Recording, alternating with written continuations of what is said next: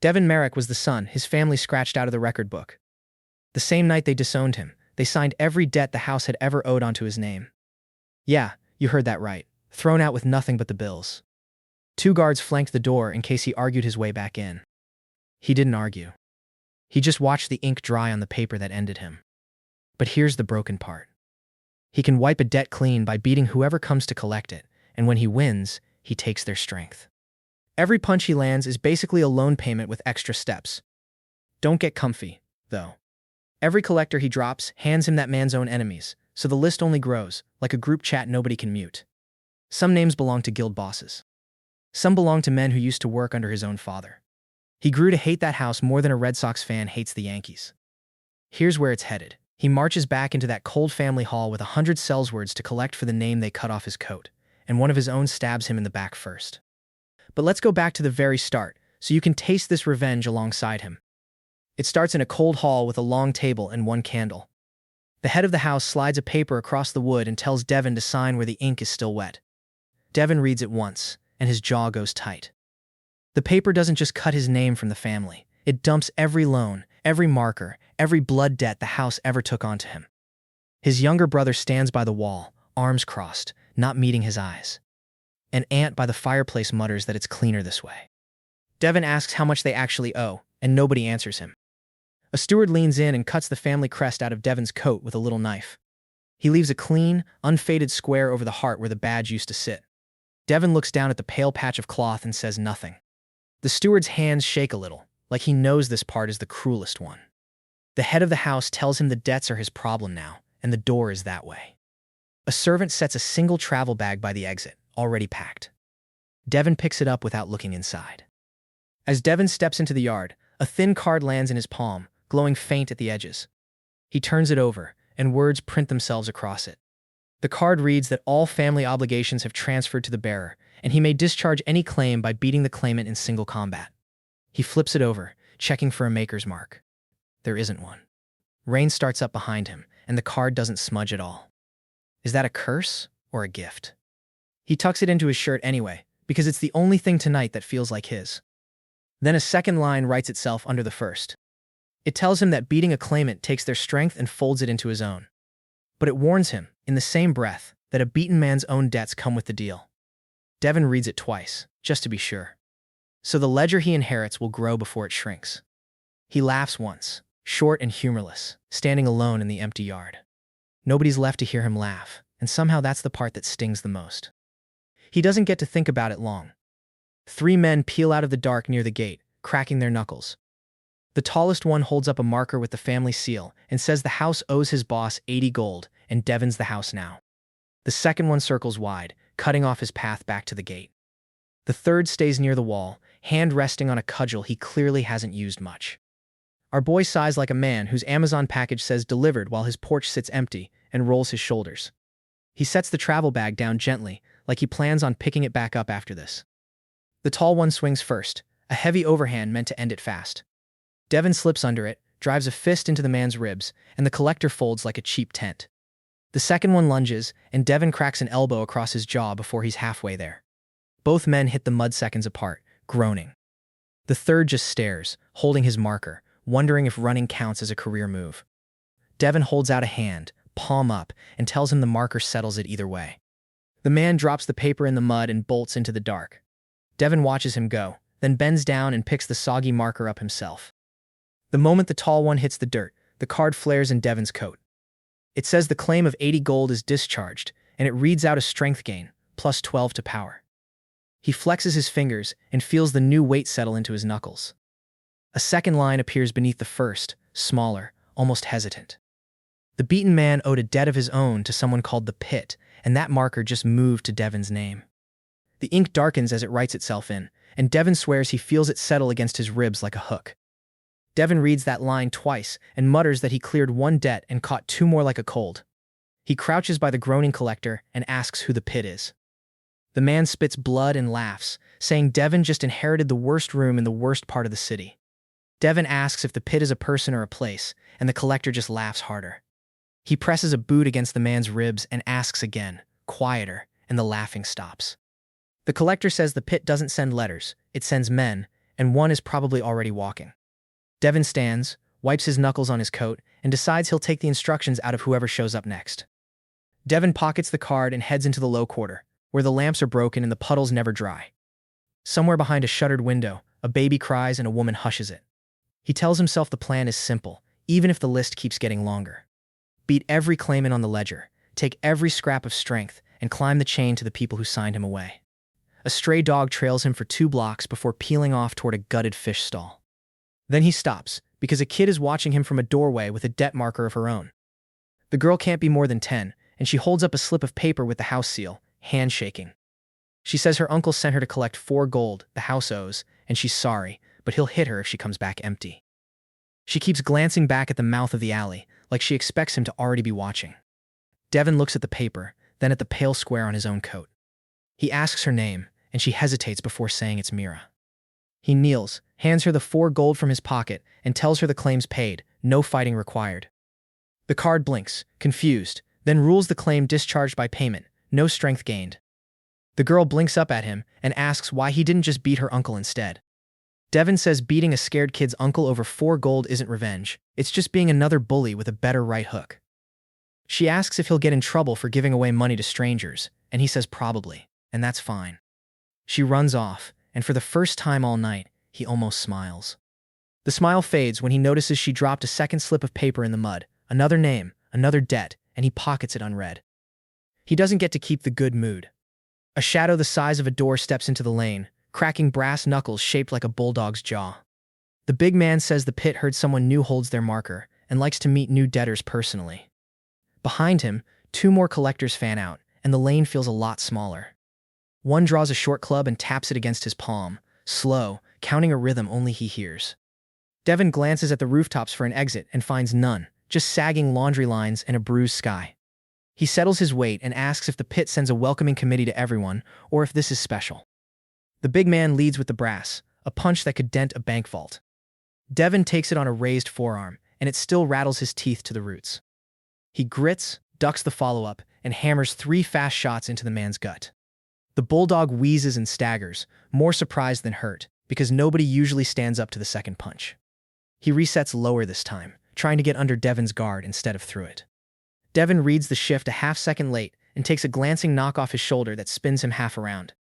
The other 2 rush in together, and Devin pays for it here. One catches him across the cheek and splits it open, the other kicks his knee out from under him. He goes down on one hand in the puddle, blood dripping off his chin, copper filling his mouth. The girl's second debt slip presses flat and forgotten against his ribs beneath the coat. But he grabs the bulldog's ankle, yanks, and turns the big man into a falling wall on top of his own friends. All 3 go down in a tangle of brass and cursing, and Devin drags himself upright before any of them find their feet. When the pile stops moving, the card lights up like a slot machine. It discharges the pit's marker, adds a heavy strength gain, and reads out that Devin's forearms just got harder to break. Then it lists 3 new inherited debts, because of course all 3 men owed money somewhere. Our boy lies in the puddle, laughing at the ceiling of clouds, and says the math on this revenge is truly rude. A stray dog trots over and sniffs at the fallen bulldog's boot, then decides Devin smells more interesting. Devin pats it once, winces at a bruised rib, and asks it if it wants to split whatever bounty just landed on his head. The dog answers by stealing a dropped coin purse and bolting, which Devin decides is a fair tax. By the way, let's start a scoreboard, because our boy is going to need one. Right now, Devin Merrick is 1 disowned son versus roughly the entire debt economy of a small kingdom. If you think that's a fair fight, you have never watched a manhwa, and I envy your innocence. Stick around, because the numbers only get funnier. Somewhere off-panel, an actual accountant faints at the thought of tallying this ledger by hand. I'm told the kingdom's treasury once tried to audit the collection houses and gave up after 3 days. So no, dear reader, nobody sane is keeping this scoreboard but me. Devin rents a room over a tannery because it's the only place that smells worse than his luck. He lays the card on the windowsill and asks it to show him the whole ledger. Lines scroll down the glassy surface, dozens of them, each a name and a number and a little tag for who they answer to. At the very bottom, under everything, sits 1 line in red, the House of Merrick. The landlady bangs on his door mid-scroll, demanding this week's rent a full day early. Devin slides 2 coins under the door without looking up, and she grumbles off, satisfied enough to leave him to the glow of the card. He studies the list until the candle burns low. The small collectors answer to bigger collectors, who answer to merchant houses, who all bought their paper from the same place.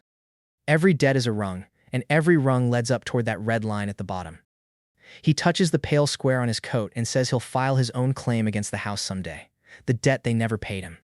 One name near the middle of the list catches his eye, a collector he recognizes from his father's old dinner table. He circles it with a burnt matchstick, deciding that one's going to hurt someone he used to call family. Morning comes, and with it a summons pinned to his door by a knife. It's from a pawnbroker named Allen Vask, who claims he holds paper older than anything the collectors carried. Devin walks to the pawn shop, a narrow place crammed with dead men's rings and cursed-looking clocks. Behind the counter, a soft, round man in green spectacles smiles like he's already won. A boy sweeping the doorstep warns Devin under his breath that Vask never sells anything without weighing 3 profits from it first. Devin thanks him with a copper and steps inside anyway, because morning summons pinned by knives rarely leave room to decline. Vask taps a fat, yellowed contract and says the House of Marek borrowed from his grandfather 60 years ago and never paid a copper. He says the interest alone could buy a street. Then he adds, sweet as pie, that he's not a fighter, so he'll simply sell Devin's marker to someone who is. Devin asks who, and Vask's smile widens, which is never a good sign. A clerk in the back room keeps scribbling numbers into a second ledger, never once looking up at the conversation. Vask notices Devin clocking the clerk and explains, almost cheerfully, that the boy is just recording tonight's opening bid. Vask explains that debts this juicy get auctioned to collection houses, and the winner gets the right to break Devin for payment. He says 3 houses are already bidding, and the price is climbing because word's out that Devin makes men stronger when he loses. Wait, when he loses? Devin frowns, and Vask giggles, saying Rumor got it backwards, and Rumor is his favorite salesman. So now everyone thinks beating Devin is a shortcut to power. Vask slides the contract across the counter and lets Devin read his own name printed in tidy, mocking script. Devin asks for a copy to keep, and Vask laughs so hard he nearly knocks his spectacles into the inkwell. Devin steps back into the street and realizes the Rumor just painted a target on his spine. Every ambitious thug in the city now believes cracking him open drops loot. He mutters that he liked it better when people underestimated him. Behind him, a shutter creaks, and he already knows the next fight found him early. A fruit seller across the lane quietly wheels her cart the other direction, having seen this exact look on a man's face before. Devin loosens the strap on his coat and counts 3 separate rooftops where the light doesn't sit quite right. A lean woman drops from a rooftop, twin knives spinning like she's showing off for a crowd that isn't there. She says she bought a cheap marker just to test the Rumor, and she'd like her power boost now, please. Devin says the Rumor's wrong and she should ask for a refund. She smiles and comes at him anyway, fast as a cat sweeping a mug off a shelf just to watch it drop. Her first swing carves a shallow line across his sleeve before he even registers she's moved. She laughs at his surprise and tells him he's slower than the last man who tried to explain economics to her. She's fast, faster than anyone yet, and she opens a line across his shoulder before he even sets his feet. He backpedals, eating 2 more shallow cuts, because this one doesn't telegraph a thing. A pair of dock workers scatter from the mouth of the alley, shouting for someone to fetch the watch. Devin feels the sting turn hot and realizes he's leaving a trail of drops on the cobbles behind him. Then he stops backpedaling and takes a cut on purpose, just to grab her wrist. He headbutts her once, clean, and the knives clatter to the stones. His ears ring louder than her curse does. The card sings out a discharge and a big jump in speed, and Devin actually feels his own feet get lighter. The card's painted face goes glassy for a heartbeat, like something inside it just spent a coin it can't get back. But the dancer, sitting on the cobbles holding her nose, starts laughing. A fishmonger's boy peers around the corner, sees the blood and the strange light, and bolts to tell every stall on the street. She says she owed the Silver Needle Company for a job gone bad, and now he does too. Devin looks at the sky and asks it, politely, to stop. Somewhere above him, it declines to answer. Instead of running, the knife dancer wipes her nose and says she likes people who take a hit to win. She gathers her scattered knives one by one, counting them under her breath until she's satisfied none are missing. She calls herself Rel, says she's out of work and out of friends, and asks if the disowned rich boy wants a partner who knows every fence and rat hole in the city. She tears a strip from her own sleeve and wraps it around his bleeding shoulder without asking permission first. Devin says he doesn't trust her. She says smart, and follows him anyway. He asks her flat out why she'd help the man who just broke her nose. Rel says the Silver Needle burned her when a job went south and left her holding their debt, same as his family did to him. She rolls back her sleeve to show a small needle brand seared into her wrist, proof she isn't inventing the grudge. She adds that the partner who got her into that job never came back for her, and she's stopped waiting on rescues since. She figures an enemy of the needle is worth a bruised face. Devon decides a shared enemy is the only honest thing in this city and lets her walk beside him. Vask's auction is held in a tall stone house with green banners and too many guards. Rel tells Devon the 3 bidding houses are the Iron Ring, the Silver Needle, and a quiet outfit called the Gray Ledger. At the front steps, 2 guards run a head count against a slip of paper, turning away anyone whose name isn't on it. Rel spots a name on their roster she recognizes and pulls her hood lower without explaining why. She says the Gray Ledger scares even the other 2, and nobody's sure why. Devon looks up at the banners and says then that's the one he needs to understand first. They slip around the back where the deliveries come, and Rel picks a lock like she's saying hello to it. Inside, clerks move fat contracts between cages of iron bars, and a tally board lists every marker up for sale. A clerk with an armful of ledgers turns toward their row, and they go still behind a stack of crates until his footsteps fade. Devon finds his own name near the top, bid up higher than he'd like. Scanning further down, he spots dates scrawled beside older markers that line up uncomfortably close to his father's death. Under it, 3 seals, the ring, the needle, and a plain gray square with no design at all. Before they can read more, a door bangs and a slab of a man ducks under the frame. Guards call him the Iron Ring's champion, and he wears actual iron rings hammered onto every finger. He cracks his knuckles one by one, the sound like knuckle-sized stones grinding together, and the nearest guards flinch back a step. He announces he's here to buy Devon's marker outright and skip the auction, because he wants the power boost the rumor promised. He recites the rumor back almost word for word, as if he said it to himself every morning since he heard it. Devon, hidden behind a cage, whispers to Rel that the rumor is going to get him killed by every idiot with a grudge. The champion's nose twitches, and he turns straight toward their hiding spot like he smelled the intrusion. He drives a ringed fist through the bars, bending iron like bread, and Devon barely rolls clear. Rel throws a knife that skips off the man's shoulder without slowing him down. Her second throw finds his ear instead, and he only grunts and shakes it off like a horse shrugging at a fly. Devon scrambles between toppled cages, hunting for any gap wide enough to squeeze through before the man corrects his aim. This isn't a back alley thug. This is a wall that wants to introduce itself to Devon's face.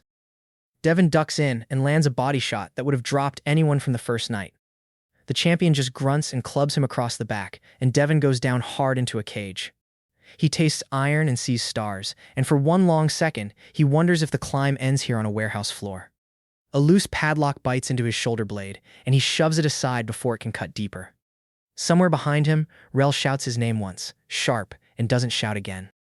The crowd's noise drops to a low hum, like they're already placing bets on how long he stays down. Then he remembers the pale square over his heart, and he gets his hands back under him. He can't outmuscle the wall, so he stops trying. Devon uses the dancer's speed, now humming in his legs, and circles fast, staying off the man's ringed hands. He plants his weight on the balls of his feet, the way the dancer showed him back at the Silver Needle, and the memory steadies him. Every time the champion swings, Devon isn't there, and every time he isn't there, he lands one more shot on the same spot behind the ear. The champion starts favoring his left side, and Devon notices the tell and starts angling that way on purpose. A cage rattles somewhere to his right as one of the caged contracts slides against the bars. Punch by punch, the wall starts to lean. The champion swings one last haymaker, all his weight behind it, and misses by a mile. The momentum carries him half a step forward, and his ringed hand scrapes sparks off a cage post. Devon plants his feet, everything focused into one strike like a knight cracking a shield, and drives his fist into that soft spot behind the ear. The big man's eyes roll, and he topples into a cage of contracts with a crash that shakes the tally board. A cloud of dust and old paper drifts up from the impact and settles over both of them. Somewhere a bookmaker curses and tears up a slip. Silence, then the card lights the whole room gold. The card discharges the Iron Ring's marker and reads out the biggest gain yet. A flood of raw power that makes Devon's knuckles ache. His forearms feel thicker for a moment, like the strength hasn't finished settling into him yet. It also, naturally, hands him the champion's personal debts to 2 loan sharks and a butcher, because even walls owe money. One of the debts is marked overdue in red, and Devon traces the mark with a fingertip. Devon stares at the new lines and asks Rel if this is what winning is supposed to feel like. Rel, prying a knife out of a cage, says winning always costs, and he's paying in installments. She flicks the knife clean and tucks it back into her belt without looking up. As they slip out, a figure in a plain gray coat watches from a high window, writing something in a small book. No badge, no rings, no knives, just a pen and a patient face. The window fogs slightly where his breath meets the cold glass, and he doesn't wipe it away. Rel goes stiff and says that's the gray ledger, and they should leave before the pen finishes its sentence. She grabs Devon's sleeve and pulls him toward the side door without waiting for an answer. Devon looks up at the watcher and feels, for the first time, that someone up the chain already knows his name. The pen never stops moving, even as their eyes meet. Now, our boy has fought thugs, a bulldog, a knife dancer, and a literal wall of iron. But that quiet guy with the pen? That's the one keeping me up at night. I did some digging, and nobody in 3 districts can tell me his actual name, just the title. In every good story, there's a villain who never raises his voice, and the gray ledger is giving me strong, I do my worst work in paperwork energy. Somebody told me once that his book never runs out of pages, and I choose to believe that's a metaphor and not a warning. Remember him, because he's going to matter. Devon climbs the tannery stairs with new cuts and new debts, and lays the card on the sill again. The stairwell smells like it always does, hide and lie, and tonight it almost feels like relief. The ledger is longer than last night, but the numbers next to his own strength are bigger too. He runs a thumb down the list and sees the small names starting to clump under 3 big seals. One name near the bottom repeats itself twice, and he circles it in his head to ask Rel about later. The climb is working. It's just working slowly and painfully, like most honest things. Rel flops onto the floor by the door and announces she's staying, because the silver needle will kill her faster than the tannery smell will. She kicks off her boots and lines them up neatly against the wall, like she's already decided this spot is hers. Devon tosses her a blanket and says she snores. She'll owe him for the blanket, and she'll take first watch. She catches the blanket one-handed without sitting up. She salutes with a knife and asks what the plan is. He says they strip the 3 houses of everything they own, then climb over the wreckage to the family that sold him. Outside, a cart rattles past on the cobblestones, and neither of them moves to check it. At dawn, a stranger sits on the tannery steps, spinning a glowing card like Devon's. He's young, sharp-dressed, smug, and says his name is Adric Vane. He says he was disowned too, by a house across the river, cursed the same way, beat the claimant, take their strength. Devon never imagined the card came with a rival. Rel steps between them, hand on the doorframe. Adric raises both palms, says he only came to talk, and lets his card go dark. Devon asks how he found this address, and Adric says the ledger glows to those who carry the same curse. That answer unsettles Devon more than any threat would. Adric says 2 bearers hunting the same city is a waste. He proposes teaming up, splitting the ledger, and sharing strength as they climb, with whoever reaches the last rung first naming the terms. Rel mutters that a guy this friendly, this fast, is either a saint or a snake, and there are no saints in the low quarter. Adric laughs and says he likes her already, which only sharpens her scowl. He offers a hand. Devon lets him hang a beat before shaking it. Adric calls the hesitation smart, not rude, then adds one condition. Neither touches the other's private markers without asking. Devon agrees, but notes that Adric thought to name that term unprompted. Devon asks the obvious question. If beating a claimant takes their strength, what stops a bearer from beating another bearer? Adric's grin doesn't move, but his eyes flick once. Nothing stops it, he says, which is exactly why they should be friends instead of markers. Devon realizes the smiling man has already done the math on eating him. Rel asks flatly whether Adric has fought another bearer before, and he goes quiet. He admits he has, once, and that bearer isn't walking around anymore. Even he seems to hear how heavy that lands. Rel decides to keep one hand near the loading hook whenever Adric is close. To test Adric, Devon points at small debts on the ledger and suggests clearing them together today. Adric agrees too fast, steering them toward fights near the Merchant Guild's warehouses. Rel whispers that he keeps nudging them like a sheepdog. Devon picks the opposite alley first, just to watch him react. Adric's smile tightens for half a second before he follows without complaint. They clear 2 markers quickly, Adric fighting clean and fast, no wasted motion. Devon notices the older bearer barely breathes hard afterward, while his own shoulder still throbs. That gap in stamina worries him more than anything Adric has said. That afternoon, a guild clerk in fine wool blocks their path with contracts tied in gold ribbon.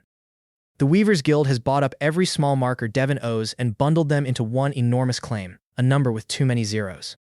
Adric whistles, delighted, and Devon realizes he walked him straight into it. The clerk reads the sum aloud slowly. Rel grabs his sleeve, demanding to know since when guilds buy street debts for sport. The clerk says Guildmaster Perrin takes a personal interest in promising young bearers. Devon's ears go hot at the word promising, hearing bait rather than compliment. Adric claps his back. Congratulations, he's finally interesting enough to be a target. The clerk leads them to a counting hall where Guildmaster Perrin sits behind a ship-shaped desk, thin and precise, ink-stained, his voice like a closing drawer. He says the consolidated debt can only be discharged by beating the guild's whole roster of enforcers, one after another, no rest between. The disowned boy will be exhausted long before the last one, so this is where the climb ends. Rel asks how many enforcers make the roster. 12, Perrin answers, tapping a neat column of names. Devon asks if Adric is bound by the same claim. Perrin says no, only Devon's markers were bundled. Adric shrugs and says he'll watch from the gallery, earning a hard look from Rel. Perrin offers Devon water, calling it courtesy, though his tone sounds like warning. The first enforcer is a squat man with a loading hook who fights like he's unloading crates. Devon takes a hook across the shoulder, hisses, and drops him with 2 clean shots. The card discharges 1 thread, but the whole claim stays lit. 11 enforcers remain. Perrin checks a little watch and says, pleasantly, that the timer is running. Rel shouts encouragement from the rail, and Devon catches her voice over the ringing in his ears. Onlookers murmur bets on how many rungs the disowned boy will survive. Adric leans on the gallery rail, arms crossed, unreadable. Devon shakes the numbness from his hand and turns to the door before the crowd finishes murmuring. The second enforcer comes before Devon's breathing settles, a wiry woman with weighted gloves who peppers him with fast body shots he pays for, ribs aching under the champion's old bruises. He weathers the storm, grabs a glove mid-punch, and puts her down with a hip throw. The card clears another thread and immediately cues the third. The guild built this to grind him to nothing. Rel calls that he's favoring his left side, and he forces his stance even before the next enforcer steps through. Perrin notes it down, unimpressed, as if 2 rungs were mere arithmetic. Adric finally speaks up, telling Perrin this is a filthy way to collect a debt. Perrin replies that filthy and legal aren't the same in guild law. Devon spits blood aside and asks whoever's next to just get on with it. Okay, let's be honest. This is the part where a lesser hero taps out and goes home. 12 fighters, no water break, and a guildmaster timing him like a Peloton instructor who can see he's slacking. But here's what Perrin forgot. Every enforcer our boy drops folds a little more strength into him.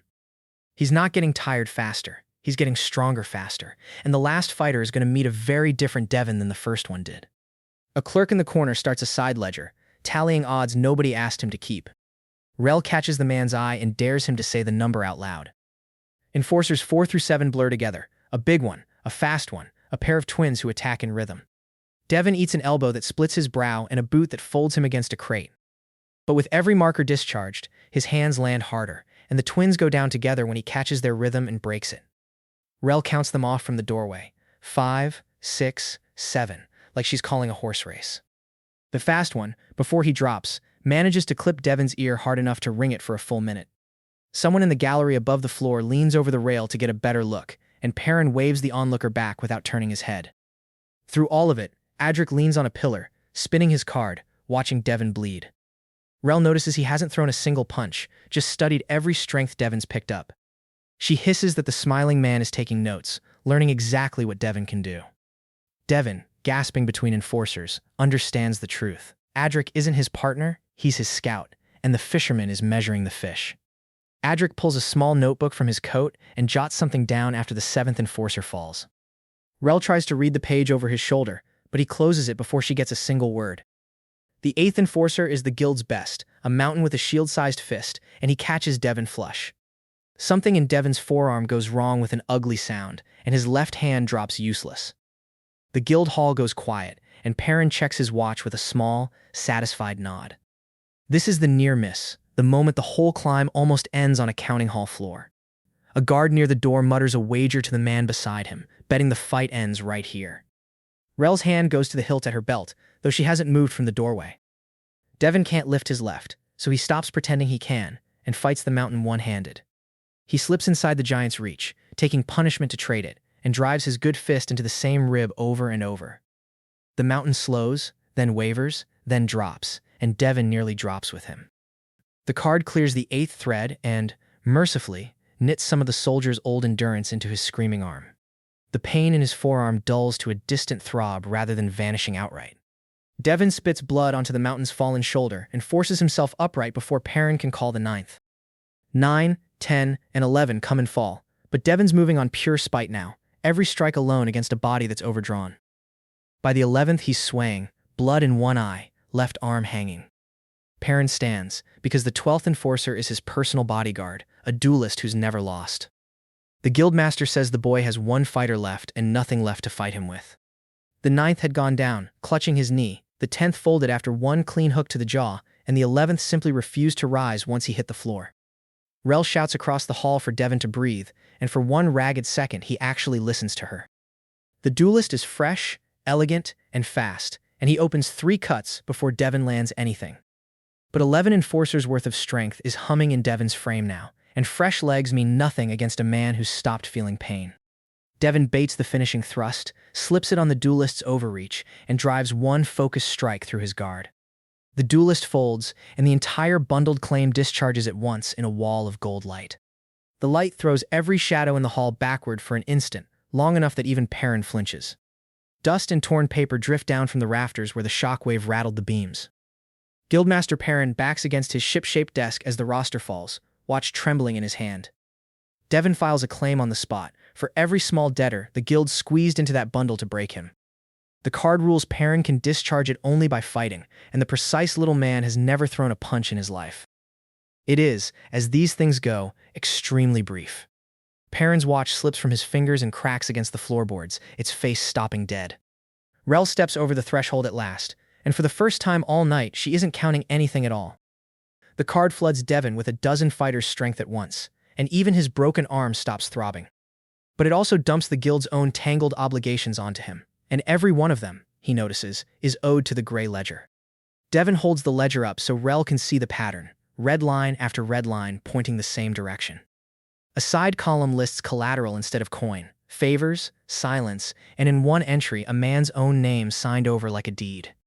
Rel traces the column with one finger and goes quiet in a way Devon hasn't heard from her before. The gray man doesn't lend money, Rel realizes out loud. He owns the people who do. Somewhere above them, a counting hall bell rings the hour, and every clerk in earshot flinches at the sound like it means something worse than the time. As Devon sags against a crate, spent to the bone, Adric finally pushes off his pillar, still smiling. He says he's seen enough. He knows every strength Devon carries now, and a bearer is never weaker than the moment after 12 fights. He tosses aside the wine cup he's been nursing all afternoon, untouched, and it shatters on the stone like a signal. He raises his own card and files a claim on Devon himself for the crime of holding markers Adric wanted. 2 clerks who'd been pretending to tally coin suddenly find urgent business at the far end of the hall. The trap the smiling man built all afternoon finally snaps shut. Adric is fresh, fast, and armed with a full study of Devon's every move, and Devon can barely lift his arms. The smiling man dances circles around him, landing clean, mocking each strength as he counters it. He calls out the fighters by name as he beats their strengths out of Devon one at a time, like he's reading the guild roster aloud. Devon eats a dozen hits and can't answer one, and the card coldly notes that if Adric wins, everything Devon bled for transfers to him. Devon's knees buckle once, catch on a crate's edge, and somehow hold. For the first time since the cold hall, our boy looks genuinely beaten. Adric lines up the finishing blow, savoring it, and never sees Rel move.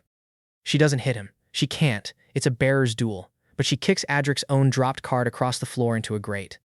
The card spins once on its edge before it drops, and for that half second, it seems it might catch on the lip and stay.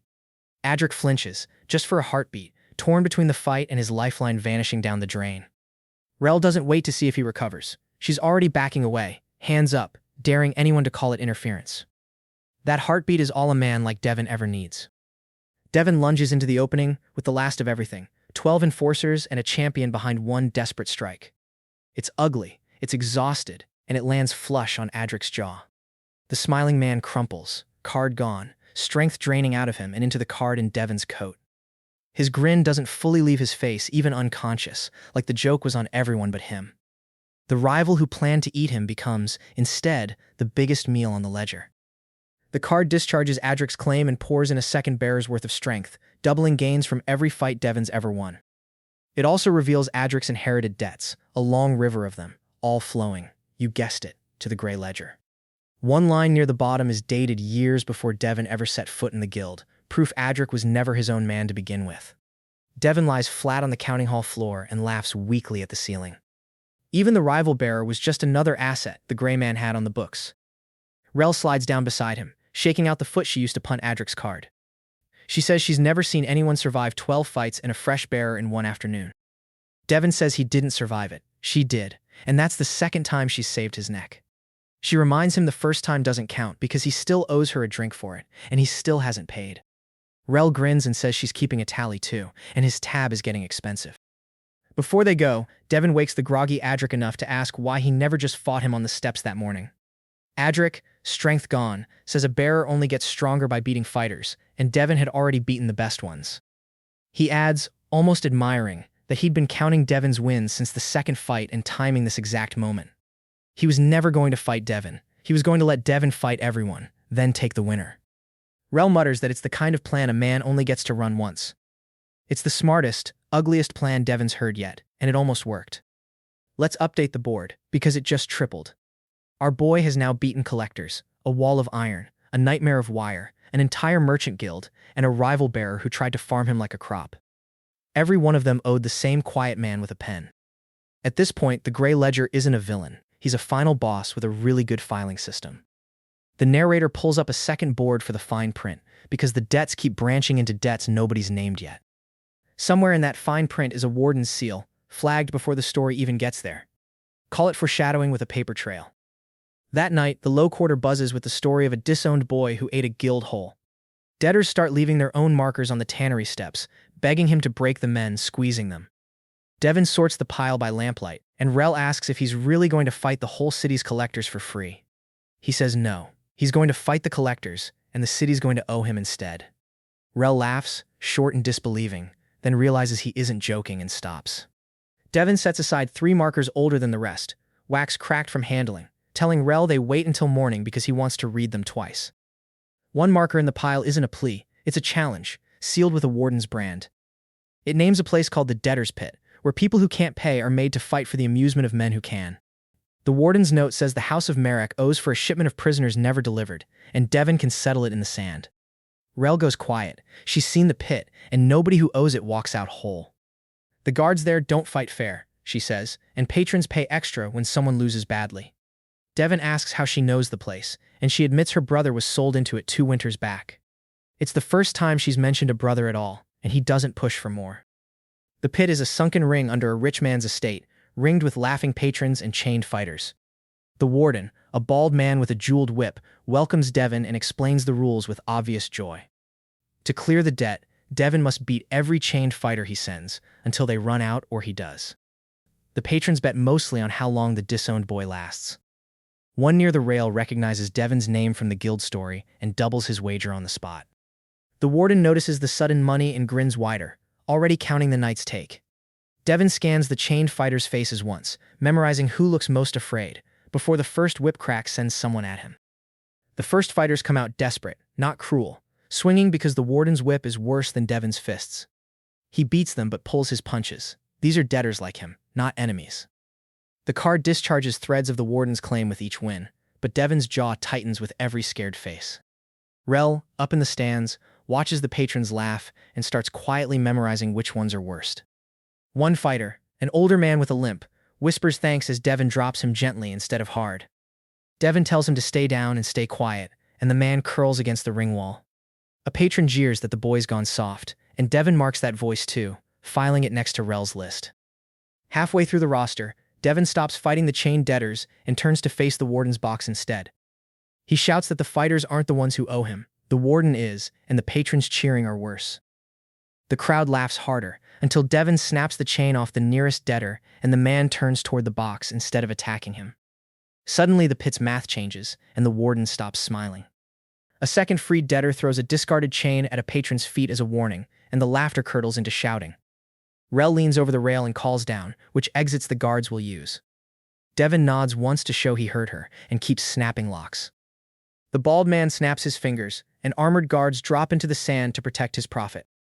These aren't scared debtors, they're paid muscle, and they hit like it. Devin pays in fresh bruises, fighting guards while freeing chains with his broken then mended arm. Every debtor he frees turns on the box, and the pit becomes a riot the warden built and can't stop. One guard corners Devin against the ring wall and folds him over with a gasping blow.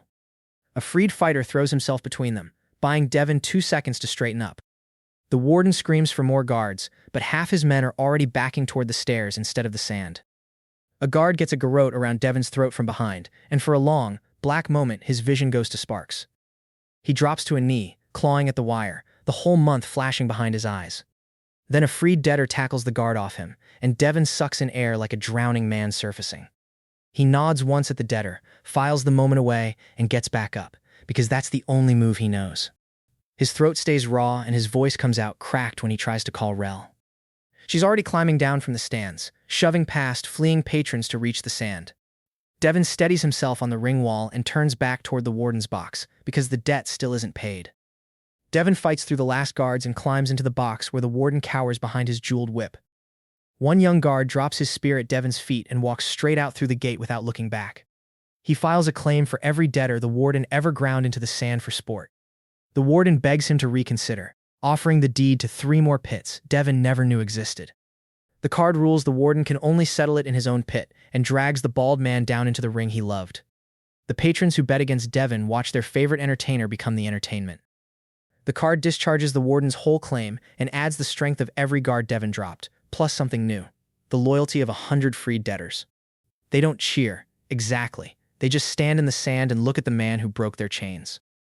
A woman missing 2 fingers steps forward first and asks Devon to write her name down somewhere, so someone remembers she survived. Devon tells them the pit's debts are cleared, the warden's paper is ash, and they owe him nothing but a memory. Rel counts heads under his breath and gives up somewhere past 90, muttering that they'll need more wagons than they own. Rel says he keeps freeing armies by accident, and one day it's going to add up to something. Back at the tannery, one red line on the ledger won't discharge, no matter how Devon reads it, because the claimant isn't a person. Devon digs out the original bounty notice, yellowed and water-stained, and reads the beast's kill count scrawled in a dead clerk's hand. The house once took a bounty to kill a beast in the northern marsh and never finished the job, so the debt is owed to the beast itself. He asks the old man who posted it decades ago why nobody ever tried again, and gets only a shrug for an answer. The card says a claim held by a monster can only be discharged by defeating the monster. Rel stares and asks how you take a creature's strength, and Devon says apparently he's about to find out. They ride north with a handful of Rel's low-quarter friends into a marsh where the fog eats sound and the ground drinks your boots. One of Rel's friends turns back at the tree line, saying he'll wait with the horses rather than go one step further. Locals call the beast the Fen King, a thing the size of a cottage that's been eating debt collectors and taxmen for a decade. A trapper they pass warns them the Fen King has never once left a body behind to bury. Devon, oddly, respects it. It's the only creditor in the story that never lied to him. The card marks its location with a slow, pulsing red light in the reeds. The Fen King rises out of the water like a hill, deciding to move, all plated, hide, and too many teeth.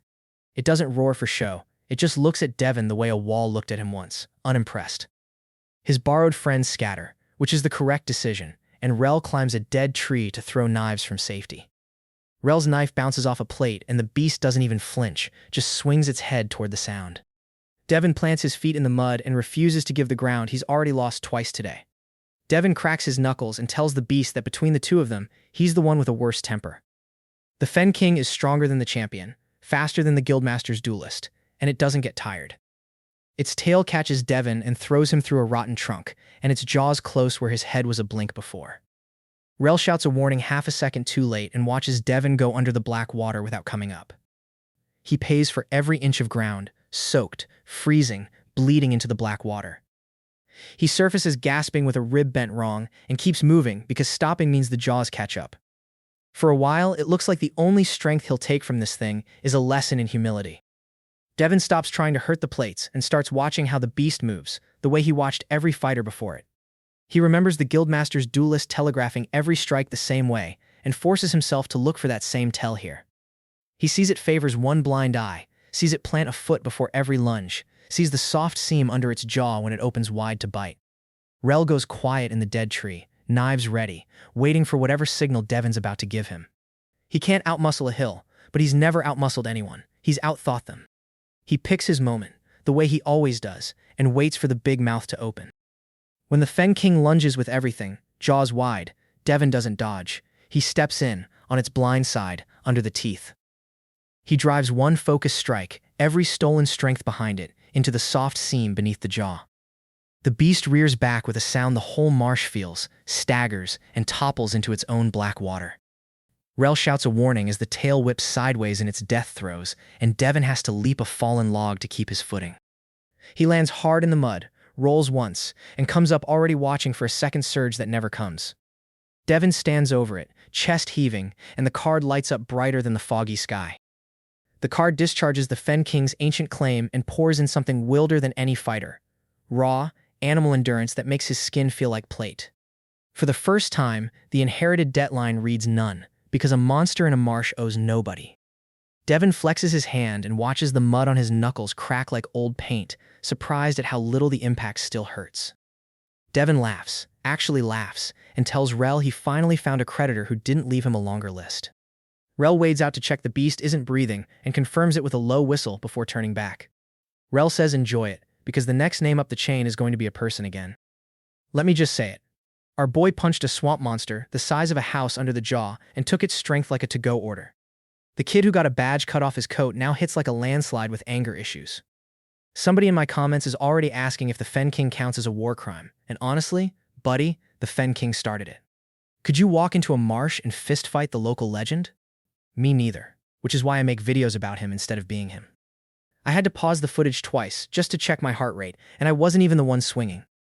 But even a beast slaying upgrade is just one more rung, because that red line at the bottom is still glowing.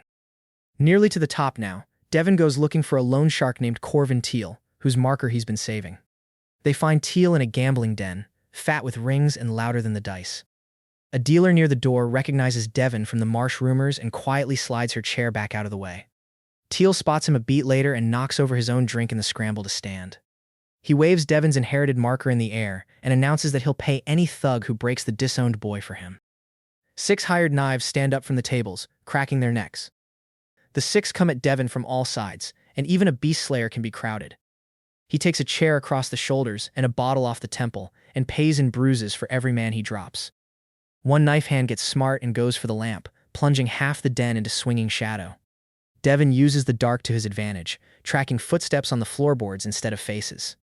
Rel dances through them, tripping and cutting, thinning the pack from the edges. A gambler in the corner starts loudly betting on Devon, which does nothing to help but makes Rel laugh mid-swing. One by one, the hired knives fold, until only Fat Teal is left, backing toward the door with his rings jingling. Teal throws gold in the air, hoping greed buys him a head start, and bolts for the exit. 2 of his own fallen hires scramble to grab the coins instead of getting up, which buys Devon an extra second. Devon steps on the marker, Teal dropped, closes the distance with the dancer's speed, and catches him by the collar. Teal tries to bargain, offering double the marker's worth if Devon just lets him walk. One tap, not even a real punch, and Teal faints from pure fear before the fist lands. The card, unimpressed, discharges the claim and notes that fainting still counts as a defeat. Teal's markers spill from his coat as he crumples, and the card scoops them all up. It reports a modest strength gain and a mountain of Teal's own gambling debts, now Devon's problem, because the man owed half the den. The den's owner steps over Teal's body and tells Devon he's welcome back any time, on the house. Devon looks at the pile of new red lines and says beating a coward costs more than beating a beast. Rel counts the new markers twice, mutters that Teal owed people Devon has never even heard of, and pockets them anyway. Rel says that's the most honest thing debt has ever taught anyone. Next on the list is a blacksmith. The ledger says the house owes for 100 horseshoes. But when Devon arrives, the smith just wipes his hands and says he heard what the boy's doing, climbing back at the house that ruined him. The smith's apprentice peeks out from behind the forge, curious, and the smith waves him back to work. The smith tears the marker in half himself and says some debts aren't worth a young man's blood. He presses a small iron token into Devon's palm anyway, calling it luck rather than payment. Devon thanks him quietly, and the card records the claim discharged by forgiveness. No fight, no fresh debt. Rel asks Devon why the smith just gave up 100 horseshoes worth of gold. Devon says the house wronged the smith too, and helping the boy who fights it is his own small revenge.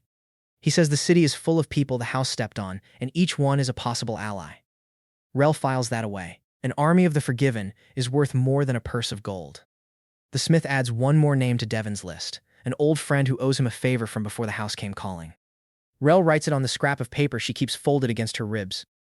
The last big marker before the top belongs to the Red Hand Company, Sellsword's the house cheated on a war contract. Their captain, scarred Bryce Halloran, meets Devon at their camp gate with 100 soldiers behind her. She says the house owes the Red Hand for a battle they were never paid for.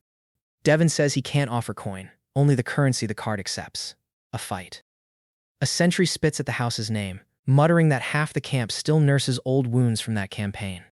Halloran waves him quiet and asks Devon plainly if he knows what he's volunteering for. He says he's stopped pretending he does. Halloran likes that answer. Sellswords respect a straight deal. She'll fight him herself. If he wins, the claim's discharged and her strength is his. If he loses, the Red Hand marches on the house under his name and takes payment in fire. Devon says that's the first offer in a while that doesn't secretly hate him and steps into the ring. Soldiers close the ring tighter, banging spear butts like a war drum. Someone hands Halloran a whetstone and she runs it down her blade slowly so he can watch. Rel shoves through the front row, refusing to let anyone block her view this time. Halloran fights like a war survivor, no wasted motion, every strike aimed to end it. She batters through Devon's guard and puts him on a knee, and the soldiers roar. He's been beaten by a wall, a guild, and a swamp, so the dirt doesn't scare him anymore. He waits, eats another hit, and reads her rhythm the way he's read every fighter since the alley. Blood runs into his eye, and he blinks it clear rather than wipe it away.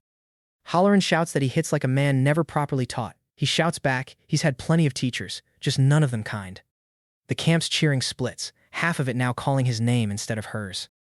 When Halloran overcommits on a finishing blow, Devon slips it, hooks her leg, and drives her down with everything the latter has given him.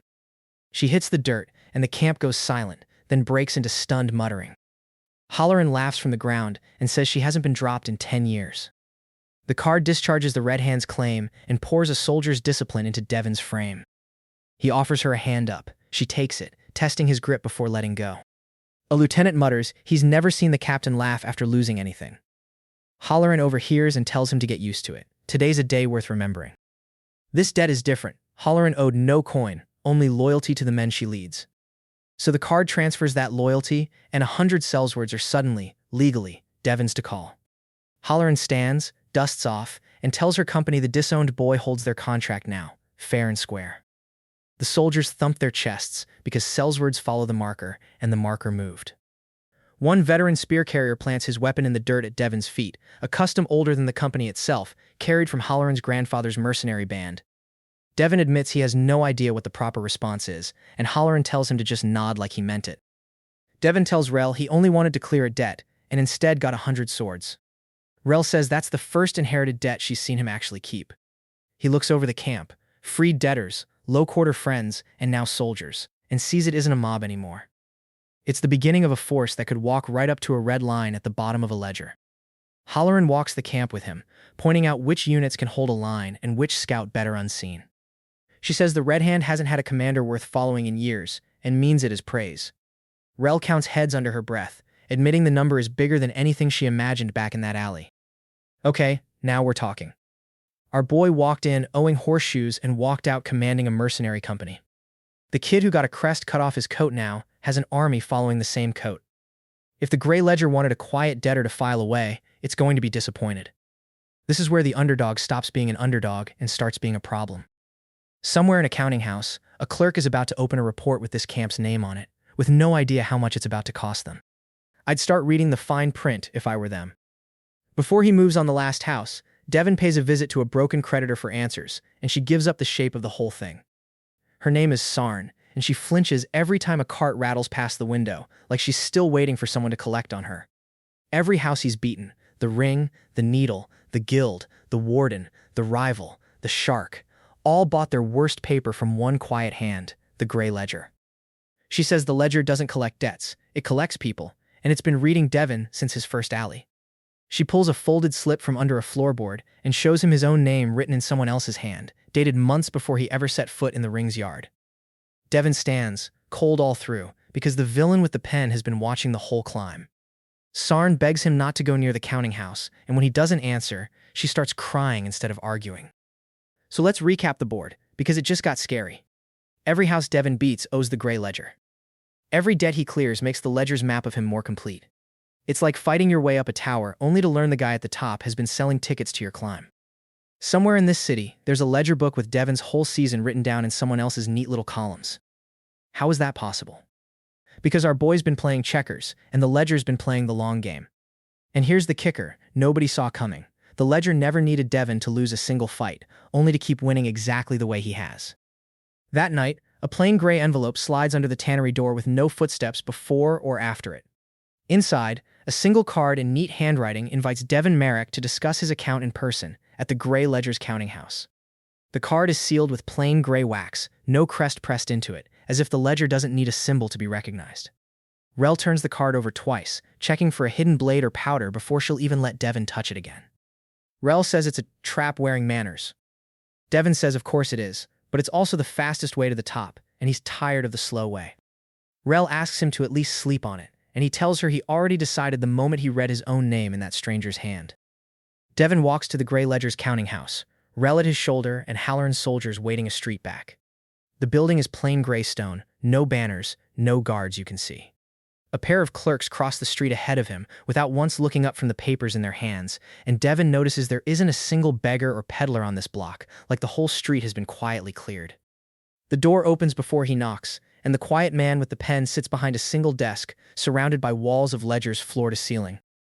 The air smells of dust and tallow, and somewhere above them a clock ticks with no visible face. He gestures to a chair and says he's been looking forward to closing Devin's account.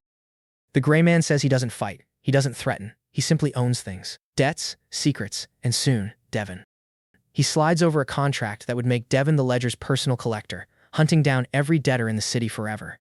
He adds, almost gently, that the position comes with a house of his own choosing and a purse fatter than anything the House of Merrick ever paid a soldier. In exchange, the ledger will hand him the House of Merrick on a plate, wrapped and bleeding. Devin reads it and asks what the catch is, because with this man, there's always a catch. The gray man taps a line near the bottom, smiling with only his mouth. It says that as the ledger's collector, Devin can never file the one claim he cares about, his own, against the house. The ledger will destroy the house for him, but Devin won't be the hand that does it. He'll watch someone else close the account he bled a season to open. The gray man adds that the someone else has already been chosen, a nameless enforcer who's never lost a contract job in 9 years. Devin sets the contract down and says the whole point was doing it himself.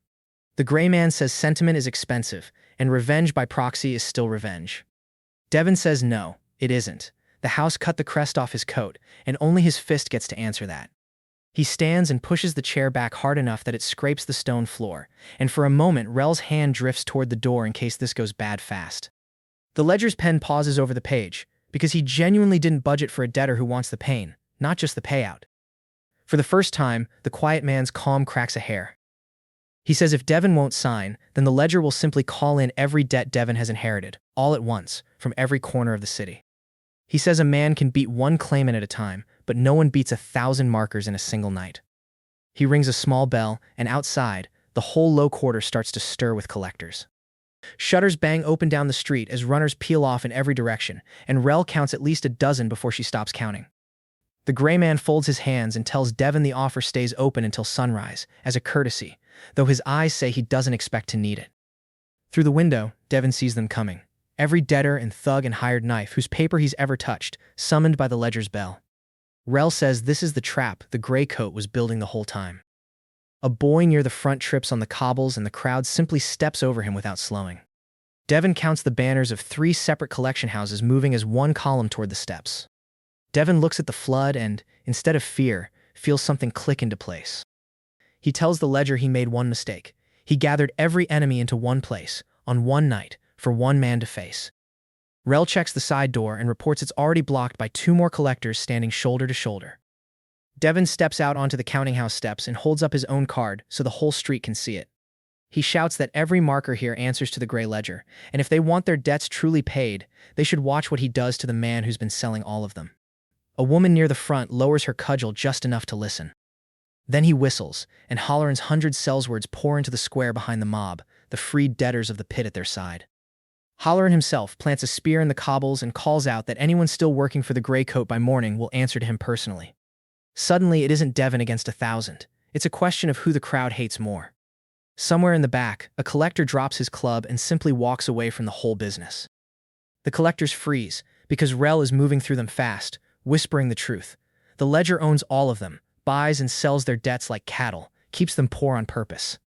An old debt runner recognizes Rel's voice from a decade back and grabs two others to make them listen too. A murmur becomes a growl. One by one, the hired knives lower their weapons and turn to face the gray stone building. A younger collector hurls his marker chit into the gutter and spits after it.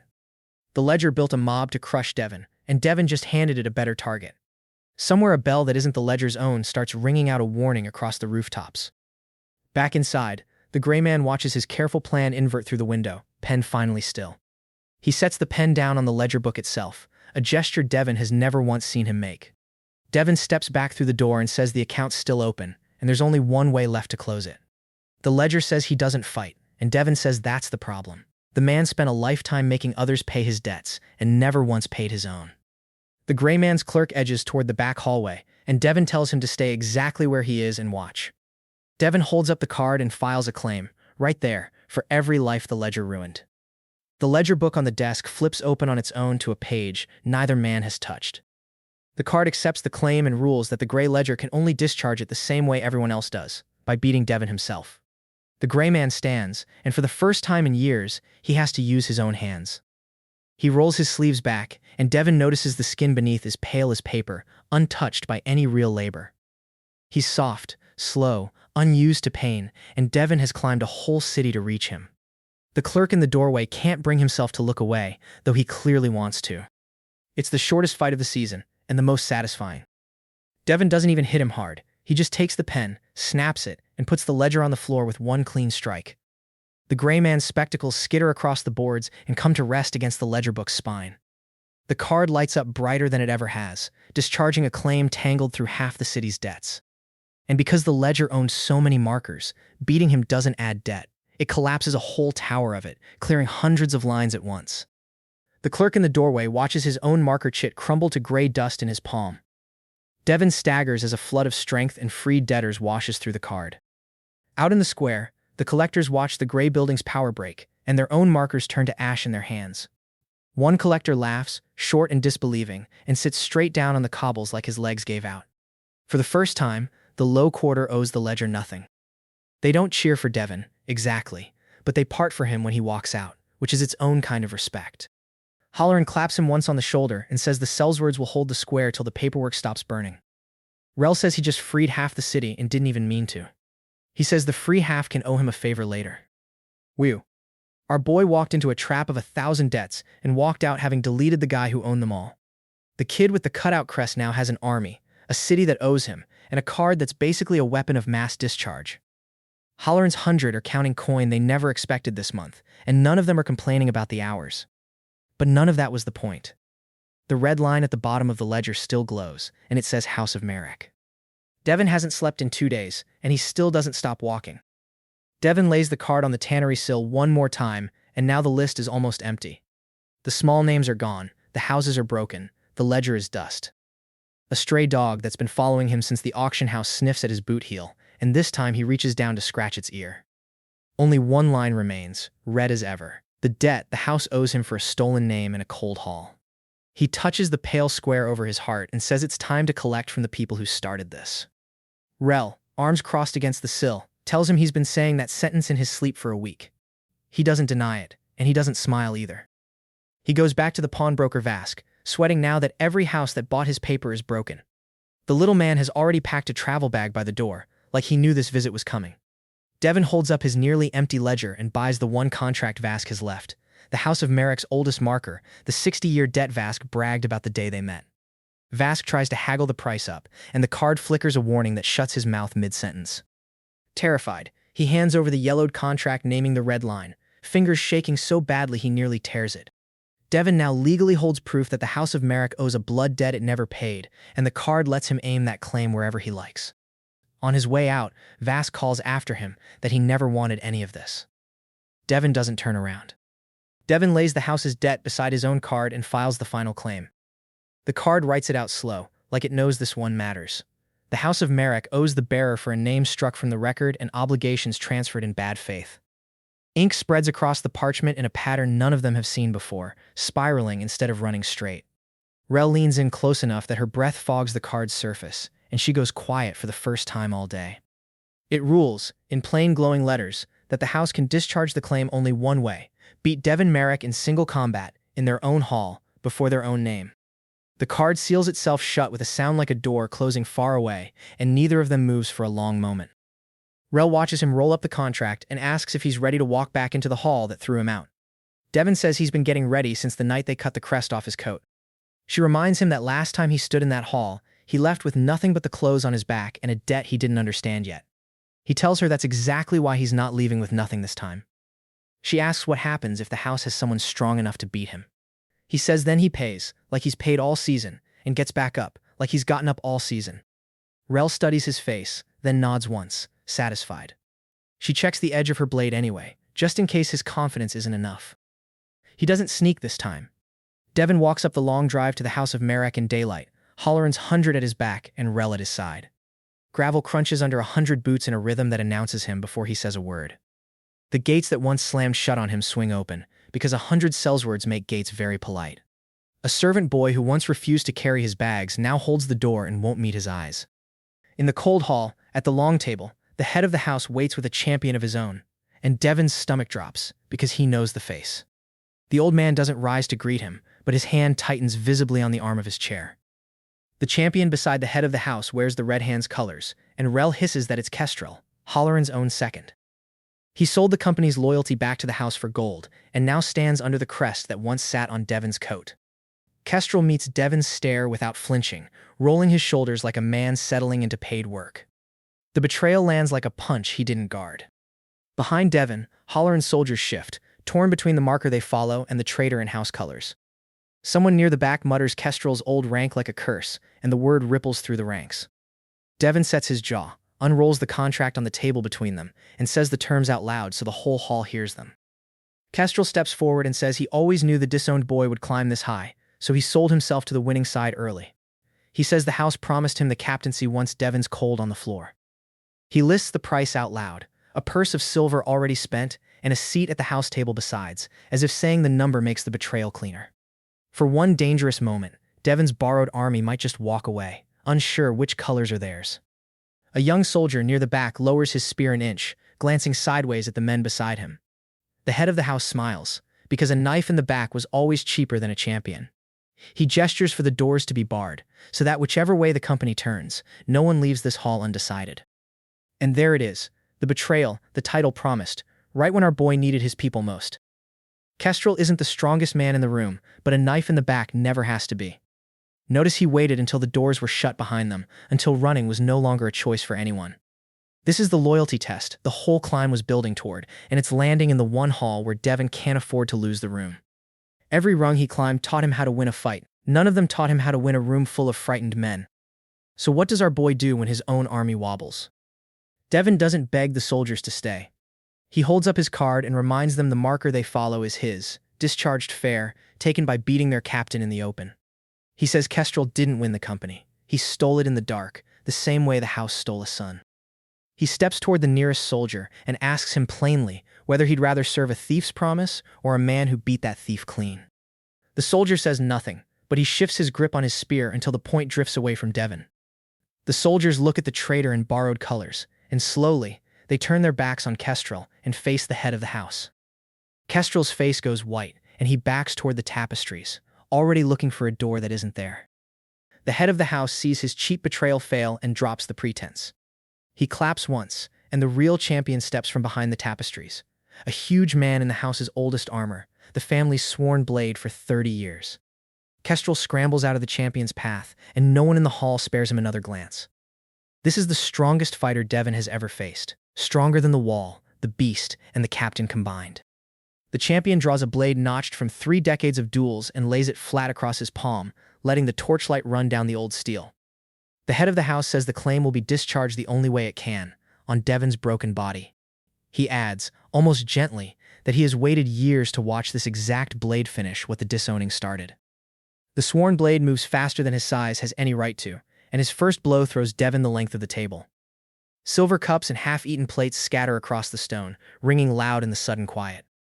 Devon lands among the chairs, tastes blood, and feels a whole season's worth of new strength barely keep his bones together. He rises, and the champion nods, respecting a man who stands after that. Then he comes again, and Devon has to spend everything the ladder ever gave him just to stay upright. A soldier near the wall mutters a name under his breath, half prayer, half plea, urging him to stay on his feet. This is where our boy pays in full. The champion breaks his guard, cracks the ribs the guild once broke, and drives him to a knee before the very table where he was disowned. Blood runs down Devon's chin onto the cold stone, and for a moment the whole hall thinks it's over. Rel, held back near the doorway by two of the house guard, calls out his name, and the sound cuts through the ringing in his ears. The head of the house leans forward, smiling the way he smiled the night he cut the crest away. He tells the champion to finish it before the boy's little friends decide to test the doors themselves. On his knee, Devon looks down and sees the pale, unfaded square over his heart, the ghost of the crest they took. He thinks of the alley, the wall, the guild, the pit, the swamp, the whole brutal season of getting up. Each memory lands like another hand under his arm, lifting where his own strength has run dry. He plants one hand on the stone and pushes, and the champion pauses, because men don't usually rise from that blow. Somewhere behind him, Rel stops calling his name and simply watches, afraid that a word now might break whatever is holding him up. Devon stands, spits blood on the floor of the hall, and says the account isn't closed yet. Devon stops trading power for power, because he can't win that trade. He uses everything else the ladder gave him: the dancer's speed, the duelist's precision, the soldier's discipline, the beast's endurance, the reed he's built off 100 fighters. He circles the sworn blade, slipping the huge blows, landing one clean strike each pass on the same seam in the old armor. The champion's swings grow a fraction wider each time he misses, frustration creeping into 30 years of discipline. Devon marks that seam in his mind the way he once marked the beast's blind side: patient, exact, unhurried. The champion is a wall, and Devon has spent a season learning exactly how walls fall. Blow by patient blow, the old armor's seam splits, and the sworn blade slows for the first time in 30 years. He swings a finishing strike with all his weight and misses. Devon steps in, everything focused to a single point, and drives his fist through the broken seam. The champion crashes to the cold stone that once held Devon on his knee. A jagged shard of the broken armor opens a shallow cut along Devon's cheek, and he barely registers it. From the edge of the hall, Rel shouts his name once, sharp and disbelieving, then goes quiet. For the first time all night, real fear crosses the champion's face as he looks up from the floor. The card roars out a discharge of strength, but Devon barely feels it, because the fight isn't with the champion anymore. He turns to the long table, where the head of the house sits suddenly very alone. Devon holds up the final claim, glowing red, and says the house can only close it one way.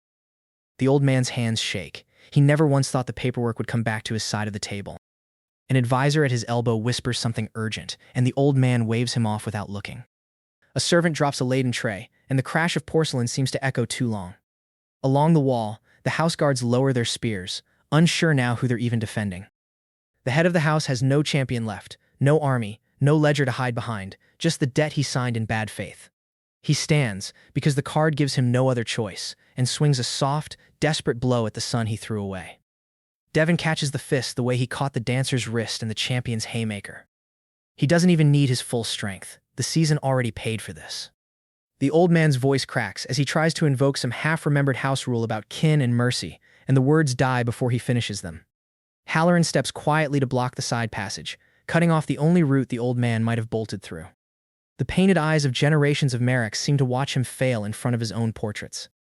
Devon puts the head of the house down with a single strike, right there at the long table, in front of the family's own name.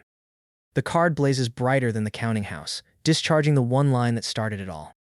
It reads out that the debt of a stolen name is paid in full, and the pale square over his heart finally feels like it's his again. The hall is silent, the ledger empty, the climb complete. Overhead, the great Merrick banner shudders on its pole, as though the house itself felt the strike land.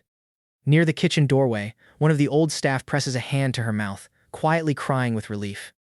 On the far wall, the counting house's brass tally board clicks through its numbers and settles, at last, on 0. Devon lets out a long breath, and then the card does the thing it always does. A new line writes itself at the bottom, red and fresh, and Rel reads it over his shoulder with a low whistle. It says the House of Merrick owed a blood debt of its own, to a greater house, the one the family served, the one that's been watching this whole time. Beating the house didn't end the ladder. It just revealed a taller one. Rel flips back through the card's earlier lines, hunting for fine print that might soften the new claim, and finds none. A cold draft sweeps through the hall, guttering half the candles as if the building itself were bracing for what's coming. Devon's fingers close hard around the card's edge, and for a moment he doesn't let it go. The doors of the hall open one last time, and a herald in unfamiliar colors steps in, holding a fresh, gray-edged card. The herald says the Greater House has noted the fall of House Merrick, and all its obligations now transfer to the man who holds its name, Devon Merrick. Devon looks at the new debt, the new chain, the new climb stretching up into people far more dangerous than a pawnbroker in green spectacles.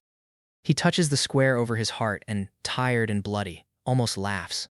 Behind the herald, a small honor guard in the same unfamiliar colors fills the doorway, their banners strange to everyone still standing in the hall. A low murmur runs through Halloran's soldiers, none of whom recognize the crest. Devon asks the herald outright to name the Greater House, and the herald only bows and says that isn't his to give. Before he goes, Devon remembers the traitor Kestrel, still cowering by the tapestries in his borrowed crest. Halloran's soldiers have already stripped the false colors off him and dropped him at Devon's feet. Devon doesn't beat him. He just takes back the captaincy Kestrel sold and hands it to a soldier who stayed loyal. Some debts, he says, are best paid by living to watch the winners walk away. Kestrel scrambles up onto his knees and begs for one more chance, and Devon says nothing back. The loyal soldier kneels to receive the captaincy, his salute steady, though his hands are shaking. Devon tells Kestrel to be gone from the city by morning, and never let himself be seen in it again. Rel nudges the fallen head of the house with her boot and asks if Devon's really climbing to a greater house next. Devon slides the new gray card into the pale square over his heart and says the next house should be terrified, since the last one made him strong, cutting his name out. Rel pulls a second ledger from the fallen head's coat and reads off a name stamped in silver. Devon goes still, then says it's the house that first bought his father's debt, decades before his own name was ever inked. Rel asks if that changes the plan. Devon says it just tells him where to start knocking. He snaps the fallen head's cane over his knee for the sound of it, and admits to Rel it felt good. A servant in the Greater House's colors bolts from the tree line to spread the news. Devon tells Rel to let the runner go. A warning is just a louder invitation. Rel shoulders her pack and asks which road leads to older paper. So that's where our boy stands. One disowned son who turned stolen debt into strength and burned down everyone who signed his name away. The ledger just opened a new page, a greater house with older paper and colder hands, and Devon already holds their marker. The runner who saw him snap that cane is sprinting toward a house that's never lost a debtor, about to get there first. Rel's sharpening the knife she swore was only for cooking. Devon's pale square over his heart won't stay empty long. Who do you think he beats first? Leave a like and a comment, and I'll see you in part 2.